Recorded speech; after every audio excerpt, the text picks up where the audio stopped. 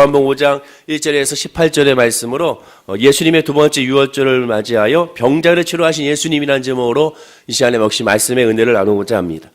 예수님의 첫 번째 유월절의 핵심은 어제 말씀드린 것 같이 성전 정화였음을 우리가 보게 됩니다. 즉 예수님이 하신 말씀 요한복음 2장 19절에 있는 말씀과 같이 예수께서 대답하여 이르시되 너희가 이 성전을 헐라 내가 사흘 동안에 일으키리라. 즉 성전 헐라 내가 사흘 동안 일으키리라 거듭남이었음을 우리가 알 수가 있었죠. 또한 이는 영적 회복, 즉 하나님과의 관계 회복을 의미하는 것을 우리가 알 수가 있습니다. 성전 회복, 성전을 정화하는 것이 단순하게 성전을 청소하고 장사하는 사람들과 매매하는 사람들을 쫓아내는 것이 핵심이 아니라 결국 하나님께서 거듭남, 하나님과의 온전한 관계 회복을 의미하는 것이 진정한 성전의 청소임을 우리가 알게 되고 예수 그리스도를 믿을 때 그런 성전 정화의 역사가 일어남을 우리가 고백할 수가 있게 됩니다. 이 점이 가장 중요한 것이죠. 결국 하나님과의 관계 회복이 모든 것의 핵심인 것입니다. 예수님은 말라기 선지자를 통하여 성전문을 닫았으면 좋겠다는 하나님의 그런 메시지를 전하게 되죠. 그리고 정말로 예수님께서는 그 성전문을 닫을 사람으로서 성전문을 닫을 존재로서 성전문을 닫을 그런 하나님의 또한 메시아로서 이 땅에 오셨음을 우리 어제 말씀을 통하여 확인할 수가 있게 됩니다. 더 나아가 아예 성전문을 닫는 것이 아니라 성전을 다 파괴하고 다시 성전을 짓는 그런 믿음의 모습인 것을 발견할 수가 있었죠. 그렇습니다. 예수님은 이를 위하여 이 땅에 오셨고 십자가에 죽으시고 3일 만에 부활하셨음을 우리가 알게 됩니다. 요한복음 10장 10절에도 말씀하기를 도둑이 오는 것은 도둑질하고 죽이고 멸망시키는 것뿐이요 내가 온 것은 양으로 생명을 얻게 하고 더 풍성히 얻게 하는 것이라 라고 말씀합니다. 양으로 생명을 얻게 하고 더 풍성히 얻게 한다. 이 말을 공동번역으로 보면 양들로 생명을 얻고 더 얻어 풍성하게 하려고 왔다. 이 말은 뭡니까? 양들이라는 것은 바로 저와 여러분들을 말하게 되는 것인데 생명을 얻고 더 얻어 풍성하다는 것은 한마디로 영생을 얻게 하기 위함으로 이 땅에 오셨음을 구원으로 말미암아 영원한 하늘나라의 하나님의 천국 백성으로 삼는다는 의미가 이 안에 있음을 우리가 알게 됩니다. 다시 또한 지어진 성전이라는 것은 결국 요한복음 14장 6절에 말씀하기를 예수께서 이르시되 내가 곧 길이요 진리요 생명이니 나로 말미암지 않고는 아버지께로 올 자가 없느니라. 다시 지어진 성전, 그 성전이 예수 그리스도의 성전이 아니고서는 더 이상 주님을 만날 수도 없고 구원도 받을 수 없음을 예수님은 선언하신 것을 보게 되죠. 또한 요한복음 10장 9절에도 말씀하기를 내가 문이니 누구든지 나로 말미암아 들어가며 구원을 받고 또는 들어가며 나오며 꼴을 얻으리라 라고 말씀합니다. 예수 그리스도라는 문을 통과하지 않으면 결코 구원과 또한 영생과 하나님의 은혜의 소망을 누릴 수 없음을 예수님은 확실하게 말씀하고 있는 것을 보게 됩니다. 그렇습니다. 예수 외에 그 어떤 것도 하나님을 가까이 할 수도 없고 예수의 구원의 핵심도 없음을 우리가 알 수가 있게 되는 것이죠. 이제 오늘 본문에서는 예수님이 이제 두 번째 유월절을 보내시는 장면을 우리가 확인해 볼 수가 있습니다. 첫 번째 유월절이 하나님의 관계에 성전 정화가 핵심이었다면 오늘 두 번째 유월절 핵심은 치료하시는 예수님의 은혜를 우리에게 전하고 있는 것을 보게 되죠. 그런데 여기서 말하는 이 치료하시는 예수님이 단순하게 질병의 치료를 말씀하는 것은 아닙니다. 당연히 질병도 치료하시지만 더 핵심적인 것은 질병보다 더 중요한 것이 있음을 예수님은 이 유월절에 행하신 것을 보게 되죠. 항상 말씀을 묵상할 때 예수님이 이 땅에 오신 목적을 바탕으로 그 기준으로 다시 말해서 복음 중심으로 성경을 해석하고 적용해야 됩니다. 예수님이 이 땅에 오신 목적이 바로 복음으로 오셨지 다른 이유로 오신 것이 아니기 때문에 그렇습니다. 예수님이 이 두 번째 유월절에서 예수님이 만나서 치료한 병자를 가만히 한번 살펴보십시오. 이 병자는 일반적인 병자가 아니었습니다. 예수님이 치료하신 많은 병자가 있었지만 지금 오늘 본문에 나와 있는 병자는 아주 특별한 병자였고 특이한 병자였음을 우리가 확인할 수가 있게 되죠. 오늘 본문 5절에 분명히 말합니다. 거기 38해 된 병자가 있더라. 38해 된 태어나서부터 38년 동안 아픈 환자였는지 아니면은 나중에 아파서 38년 동안 아팠는지 정확하게 알 수 없으나 중요한 것은 38년 동안이라 이 질병을 해결하지 못하고 고통 가운데 있었다는 것을 우리가 알게 됩니다.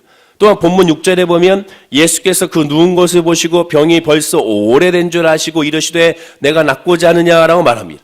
예수께서 그 누운 것을 보시고 또한 병이 벌써 오래된 줄을 아셨다고 합니다. 즉 예수님이 이 38년 된 병자를 보셨고 38년 된 병자를 아셨다고 분명히 말씀하게 되죠.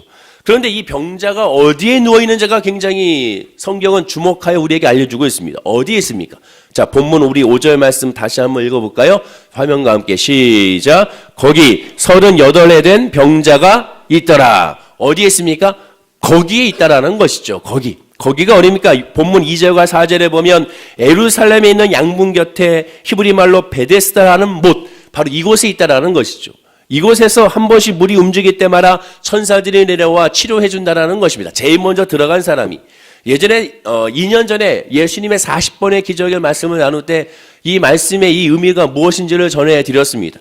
하나님의 역사가 제일 먼저 들어간 사람이 치료받는 역사가 아니라고. 이것은 자기들끼리 인간들끼리 만들어낸 그런 미신적인 모습이지, 또한 이 베데스다의 모습 간헐천, 즉 온천이기 때문에 온천에서 이 땅에서 물이 올라올 때 그때 들어가서 따뜻한 뜨거운 그 물 가운데 약간의 치료의 효과가 있는 것을 가지고 마치 하나님이 치료해 준 것 같은 그런 모습으로 그들이 해석한 것이라고 말씀을 드렸습니다.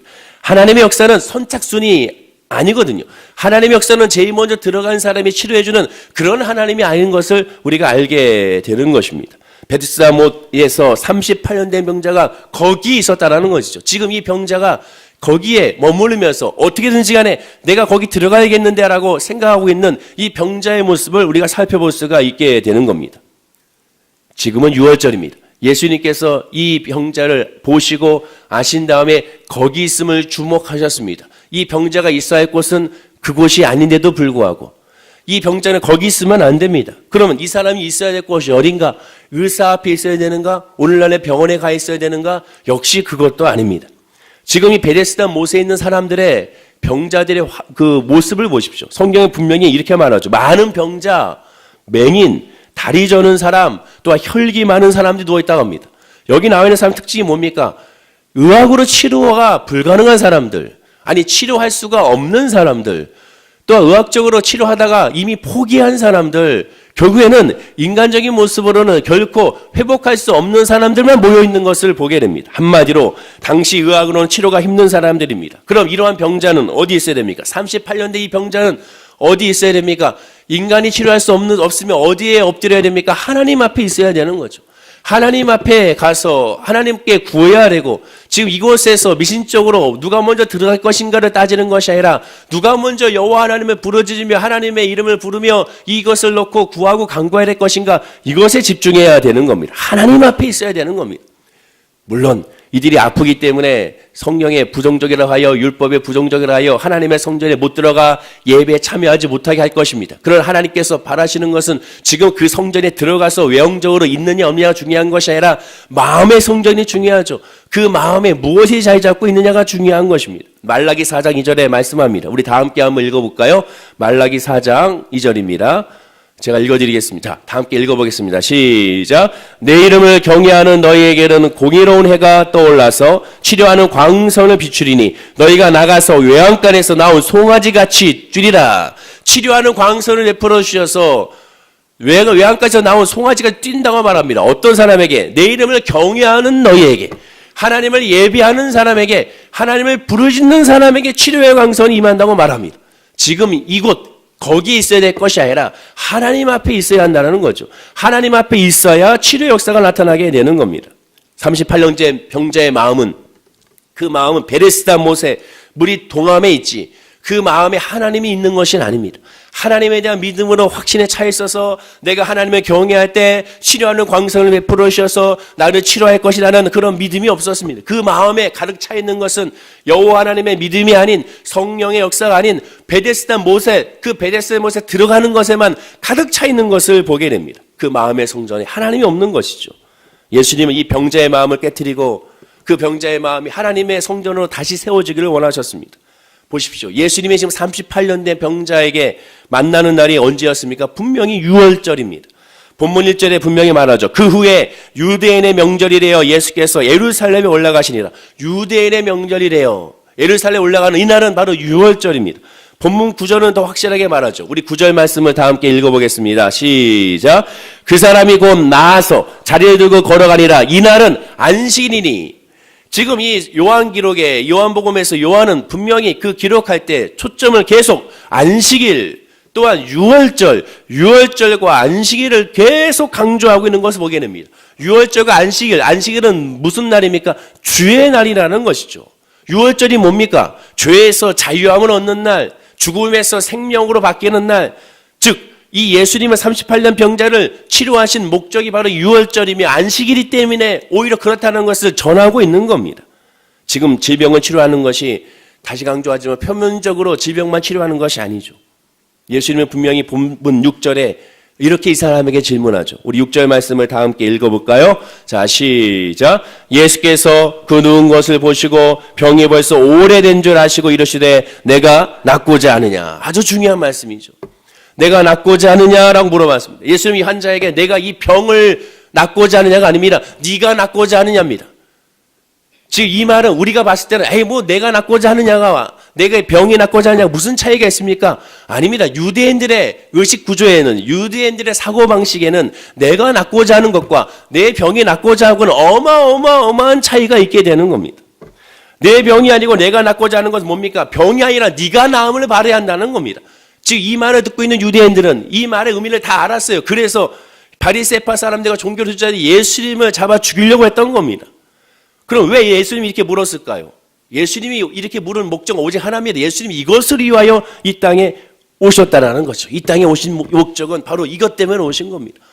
병을 치료하는 것이 먼저 목적이 아니라 그 사람이 치유받는 것이 목적입니다. 사람이 치유받는 것이 목적이에요. 사람이 치유받는 목적이 뭡니까? 죄에서의 구원받는 것이 목적입니다. 죄인에서 벗어나는 것이 목적이죠. 용서함을 받는 것이 목적이죠. 그것이 진짜 치료가 되는 것입니다. 거듭 강조하지만 예수님이 첫 번째 유월절에 성전을 정하신 것과 무관하지가 않습니다. 당시 유대인들의 질병은 죄의 결과로 여겼습니다. 죄가 깊으면 깊을수록 그만큼 죄가 깊었기 때문에 그에 따른 결과로 그의 결과로 질병이 심해졌다고 생각했어요. 그러므로 질병의 치료는 죄의 용서가 없으면 건강하지 않다고 그들은 그렇게 생각을 했습니다. 다시 강조합니다. 죄의 해결은 반드시 질병의 치료로 연결된다고 생각했습니다. 질병은 죄의 결과라고 여겼다는 것을 주목하셔야 되는 겁니다.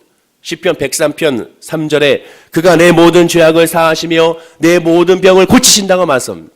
내 모든 병을 고치는 것이 먼저 아니라 내 죄악을 사하시고 그 다음에 병을 고친다고 말씀하고 있어요. 즉 병과 우리의 죄악은 연결했습니다. 죄악과 병을 연결하여 전인적인 치유, 전폭적인 모든 치유를 그들은 선포했습니다.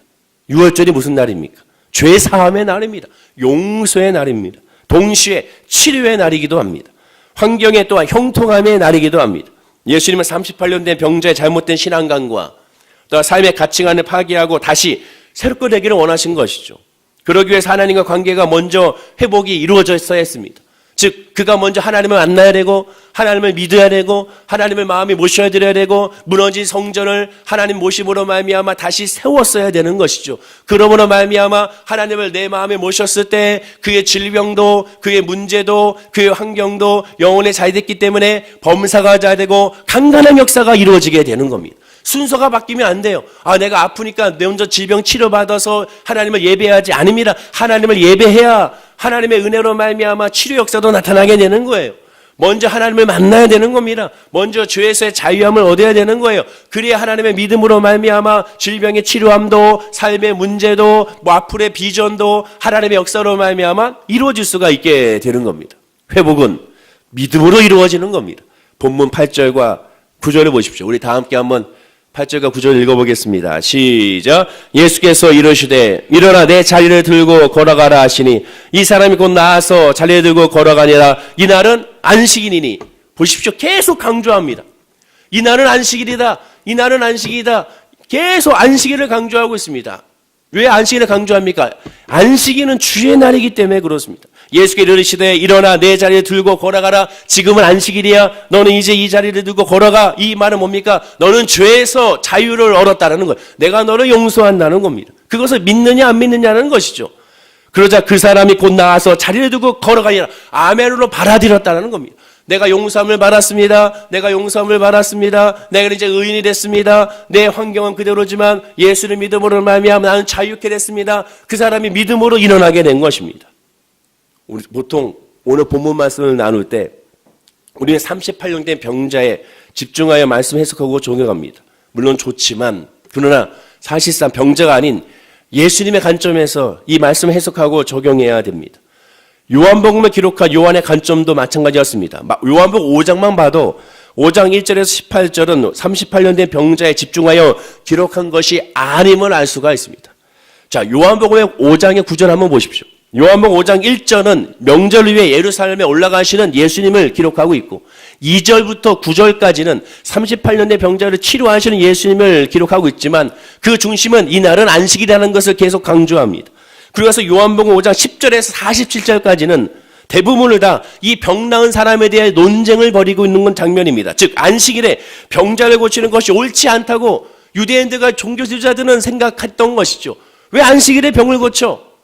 그러나 여러분, 안식일에 병을 고치지 언제 고칩니까? 안식일은 무슨 날입니까? 주의 날, 주님을 예배하는 날. 예배하는 날이 뭡니까? 죄에서 자유하는 날, 죄에서 해방하는 날. 그리고 그 죄에서 자유함으로 말미암아 내 죄악을 도말하시고 내 질병을 치료하신 날, 그날이 바로 안식일이고 그날이 바로 유월절입니다. 하나님 앞에 나와 하나님 앞에 엎드리는 날이라고 할 수가 있게 되는 것이죠. 요한복음에서 요한의 관점은 치료보다는 바로 이에 따른 논쟁, 즉 예수님 이 땅에 오신 목적이 무엇인지를 다시 한번 정확하게 말씀하고 있는 것에 집중하고 있는 것을 보게 됩니다. 1년이 지났습니다. 1년 전에 예수님의 성전을 정하셨어요. 그러나 1년이 지난 지금도 유대인들의 마음에, 유대 종교지들의 마음에는 외식과 형식 그리고 신령과 진정성이 없는 예배드리는 목적의 의미가 진짜 무엇인지, 왜 기도하는지, 왜 여호와 이름을 부르짖고 있는지, 그렇지 않으면 왜 안 되는지에 대한 그렇게 설명했는데도 불구하고 그들이 여전히 깨닫지 못하고 여전히 닫혀있는 그들의 마음을 살펴볼 수가 있습니다. 예배의 핵심적인 의미가 죄사함이며 회복인 것을 여전히 깨닫지 못하고 다른 것에만 집중하고 있는 것이죠. 여전한 이들의 모습을 보십시오. 38년 된 병자가 자기만의 생각과 자기만의 성전을 지어서 이곳에서 베데스다 못에서 나음을 입어야겠다고 생각했던 것처럼 유대인들은 자기만의 성전을 지어놓고 하나님을 예배한다고 착각하고 있는 것을 보게 됩니다. 오늘 본문 10절에 보십시오. 유대인들이 병 나은 사람에게 이르되 안식일인데, 계속 안식일인데 내 자리를 들고 가는 것이 옳지 아니하리라. 계속 안식일인데 왜 네가 이 자리를 옳고 올라가느냐. 안식일이 아니면 언제 합니까? 주님을 만나는 예배하는 날인데, 하나님을 섬기는 날인데, 하나님을 찬양하는 날, 그날이 치료의 날이고 그날이 회복의 날인데 왜 이 날 못하게 하는 겁니까? 그들의 마음에 하나님의 마음이 없는 거죠. 본문 16절에 그러므로 안식일에 이런 행하신다. 유대인들이 예수를 박해하게 낸지라. 당연히 해야 될 일을 하는 모습에 그들이 마음에 들지 않은 것이죠. 본문 18절은 자, 이 말씀을 다 함께 읽어볼까요? 시작. 유대인들이 이로 말미암아 더욱 예수를 죽이고자 하니 이런 안식일을 범한 뿐만 아니라 하나님을 자기의 친아버지라 하여 자기를 하나님과 동등으로 삼으심이로라.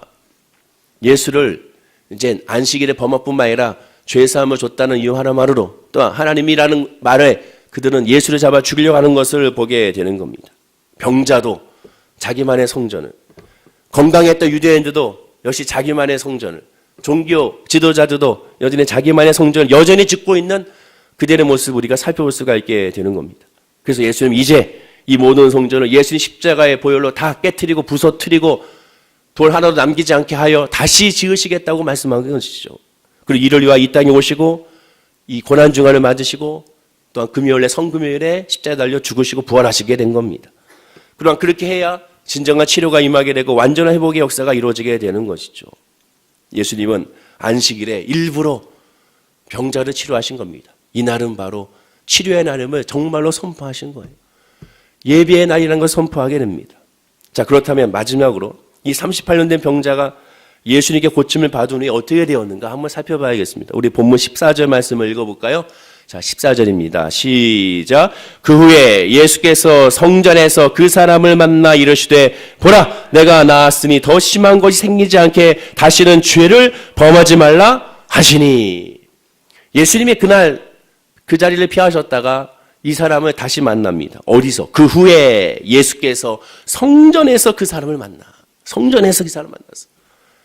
이 사람이 하나님을 예배하러 하나님의 성전에 온 겁니다. 근데 아주 의미심장한 말씀을 하시죠. 뭐라고?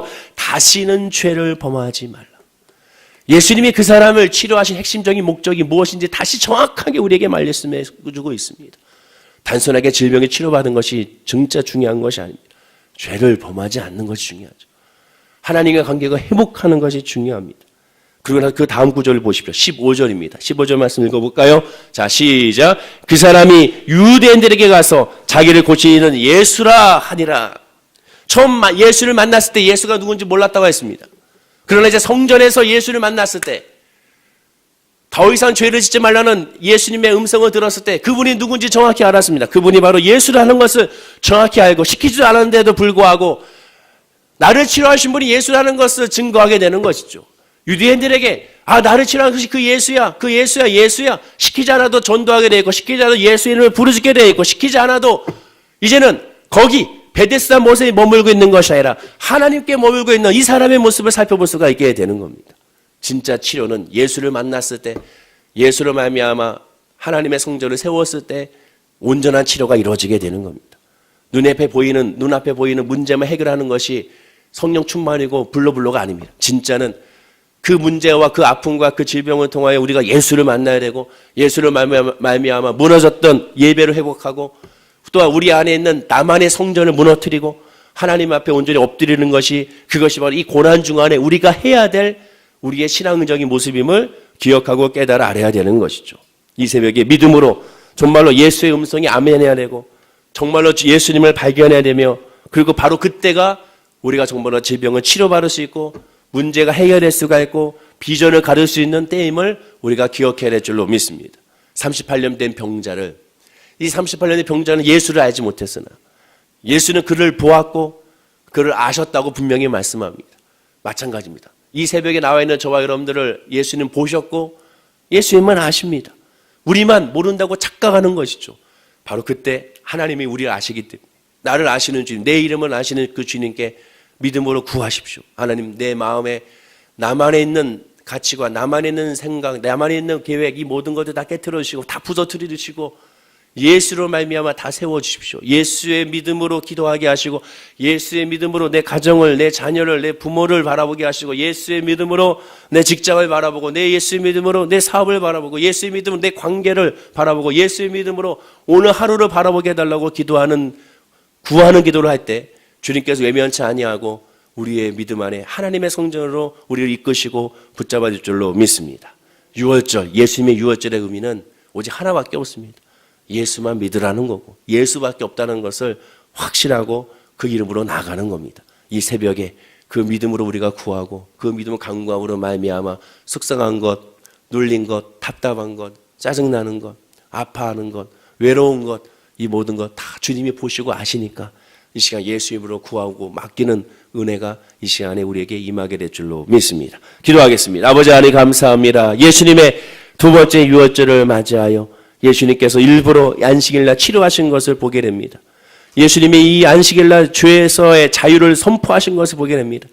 안식일이 아니면, 주의 날이 아니면 이 날이 무엇을 할 수가 있겠습니까? 이 날은 바로 우리가 회복하는 날이고, 이 날은 바로 치료받는 날이고, 이 날은 바로 주의 날이기 때문에 하나님께로 돌아오는 날이며, 이 날은 바로 하나님께 돌아왔기 때문에 축제의 날이고, 이 날은 소망의 날임을 우리가 알 수가 있게 됩니다. 아버지 하나님, 매일매일이 주의 날이 되게 하여 주시고 매일매일이 유월절이 되게 하여 주셔서 사랑하는 우리 성도님들, 특별히 이 새벽에 구하 간구하는 그 마음에 주의 은혜와 주의 복으로 하나님의 성전만 세워질 수 있도록, 우리의 마음에 예수로 가득 찰 수 있도록 복을 더하여 주옵소서. 이 새벽에 잠 이루지 아니하고 피곤한데도 불구하고 주님 앞에 나온 분들이 있습니다.